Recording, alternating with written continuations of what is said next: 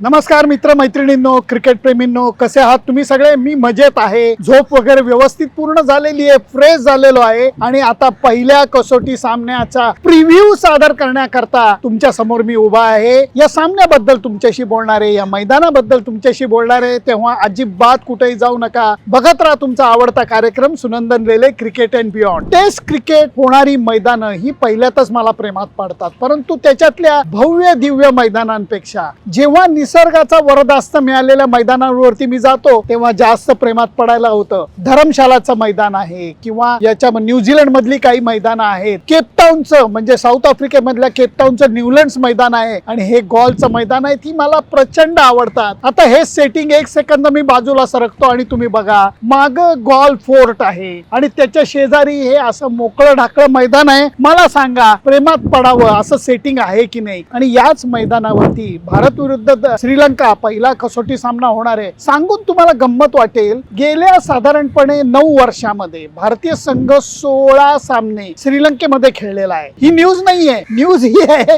की याच्यापैकी एकही सामना कसोटी सामना नव्हता. भारतीय संघ जवळजवळ 10 वर्षानंतर श्रीलंकेमध्ये कसोटी सामना खेळतोय. त्यामुळे कसोटी खेळण्याचा श्रीलंकेतला अनुभव असणारे भारतीय संघात 2 खेळाडू आहेत. एक आहे के.एल. राहुल, दुसरा आहे रवींद्र जडेजा. श्रीलंकन संघाने भरपूर क्रिकेट इथं खेळलेलं आहे. गॉलच्या मैदानावरती 50वा कसोटी सामना होतोय आणि हा जो पहिला कसोटी सामना होणार आहे तो भारतीय क्रिकेट संघाचा 600वा सामना आहे. शुभमन गिल फार छान पद्धतीने म्हणाला की ज्या वाटेवरनं मनसूर अली खान पतौडी, सुनील गावस्कर, बिशन सिंग बेदी, नंतर सौरव गांगुली, सचिन तेंडुलकर, विराट कोहली यांच्यासारखे महान कप्तान चालले, त्या वाटेवरनं मला चालायला मिळणार आहे. कप्तान म्हणून माझ्यासाठी हा खूप मोठा अनुभव आहे, मोठी संधी आहे आणि प्रचंड मोठा बहुमान आहे. का नाही? कारण 600वा कसोटी सामना हा छोटा लँडमार्क मानलाच जाऊ शकत नाहीये. या मैदानावरती तुम्हाला ट्रायपॉड हातात धरून प्रिव्ह्यू करायला लागतो किंवा मॅच रिपोर्ट करायला लागतो, कारण हा सोडला की वाऱ्यामुळे तो असा हलायला लागतो, कारण अगदी शेजारी समुद्र आहे. आता बघा, मी छानपैकी रिपोर्टिंग करत होतो, आता मला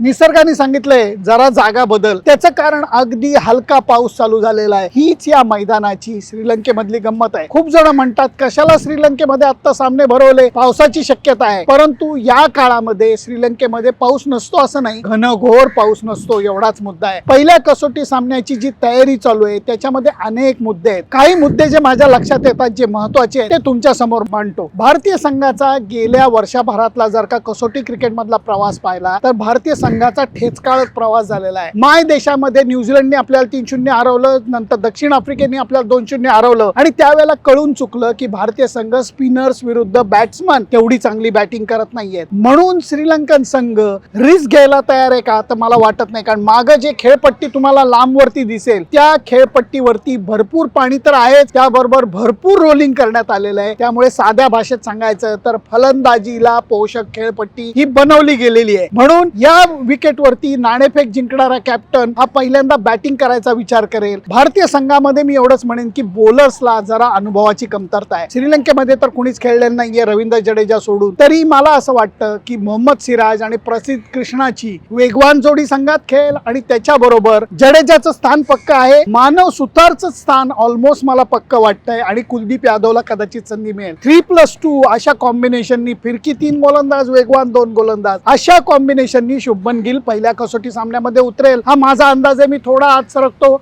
कारण पाऊस आता जरा जास्त जोरात यायला लागलाय. त्यामुळे कॅमेऱ्याची म्हणजे माझ्या आयफोनची मला काळजी घ्यायला पाहिजे, मला स्वतःची काळजी घ्यायला पाहिजे. त्यामुळे रेकॉर्डिंग चालू ठेवतो. परंतु ही गंमत आहे, कारण इथे कधी हवा बदलते, पाऊस यायला लागतो आणि मैदानावरच्या कर्मचाऱ्यांची पळापळ होते, परंतु इथले कर्मचारी कष्टाला कमी पडत नाही असं मी म्हणेन. श्रीलंकन संघाच्या बाबतीतली अशी गोष्ट आहे की त्यांच्याकडे सुद्धा अनुभवाची कमतरता आहे. मुख्य त्यांचं जे उद्देश आहे तो त्यांचा फास्ट बॉलर फर्नांडो आणि त्याच्याबरोबर आसिता फर्नांडो आणि त्याच्याबरोबर प्रभात जयसूर्या जो उत्कृष्ट स्पिनर आहे, या 2 बॉलर्स वरती त्यांची जास्त मदार आहे. बॅटिंग मध्ये मी काल जे तुम्हाला रिपोर्ट मध्ये सांगितलेलं होतं की कुशल मेंडिस आणि निसंका नसल्यामुळे जरा ते सांभाळून विचार करतायत, प्लॅनिंग करतायत असं माझं मत आहे. त्याच्या उलट भारतीय संघाची बॅटिंग ही जबरदस्त आहे, कारण सलामीला यशस्वी जयस्वाल, के.एल. राहुल, 3 नंबरला देवदत्त पडिक्कलला संधी मिळणार आहे, 4 number Shubman Gill, 5 number Rishabh Pant, 6 number Jurel किंवा सरफराज खान, अशी धाटणी ही भारतीय संघाची होईल. याचा अर्थ बॅटिंग मजबूत आहे. बॉलिंग बद्दल मी थोडंसं बोललेलं आहे. या खेळपट्टी पट्टीवरती पहिले 2 दिवस तर बॅटिंगचा बोलबाला राहणार आहे. हवामानाचा अंदाज असा आहे की मधनाधनं पावसाच्या सरी कोसळतील. आत्ता जसा बारीक पाऊस पडतोय तशाच कोसळतील. पळापळ होईल,